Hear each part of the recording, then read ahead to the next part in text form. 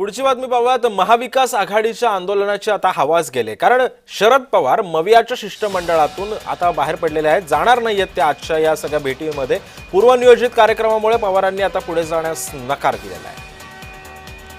आज हे पुन्हा शिष्टमंडळ निवडणूक अधिकाऱ्यांची भेट घेणार होतं, मात्र शरद पवार आजच्या या भेटीसाठी ते उपस्थित राहणार नाहीयेत, त्यामुळे आता या शिष्टमंडळातून ते त्यांचा पूर्वनियोजित जो कार्यक्रम आहे त्याच्यावरती त्यांनी भर दिलेला आहे। शिष्टमंडळासोबत ते जाणार नाहीयेत।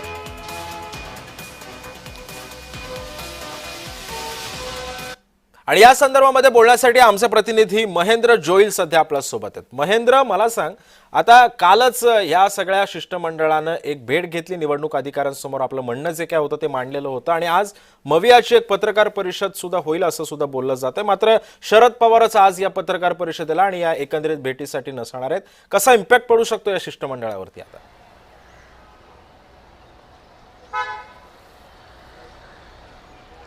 सिद्धेश, आज जे ते शरद पवार यांचा पूर्वनियोजित जो पुणे आणि बारामती दौरा आहे, शरद पवार आज पुण्यात असणार आहेत, त्यानंतर ते दुपारी बारामतीला जाणार आहेत, त्यामुळे आज या शिष्टमंडळात ते नसणार आहेत। त्यामुळे जे बाकीच्या पक्षातील प्रमुख नेते होते ते या शिष्टमंडळात समाविष्ट असणार आहे, आणि तेच शिष्टमंडळ आहे ते राज्याचे मुख्य निवडणूक अधिकारी आणि मुख्य निवडणूक आयुक्त दिनेश वाघमारे यांच्याशी चर्चा करणार आहेत, आणि निवडणुकी प्रक्रियेतील ज्या काही त्रुटी आहेत त्या संदर्भात काल जी चर्चा झाली होती त्यातील काही प्रश्न आहेत ते अनुत्तरित राहिले होते। त्या सगळ्या प्रश्नांची उत्तरं आज मुख्य निवडणूक आयुक्त दिनेश वाघमारे यांच्याकडनं घेतली जाणार आहेत, आणि त्यानंतर सव्वा बाराच्या आसपास जे ते शिवालय या ठिकाणी एक पत्रकार परिषद होणार आहे। या पत्रकार परिषदेची माहिती आहे ती एकंदरीत संजय राऊत यांनी काल दिली होती। मात्र आज जे शरद पवार या बैठकीला उपस्थित नसणार आहेत त्याचं नेमका इम्पॅक्ट काय असणार आहे याबाबत आपण म्हणायला गेलं तर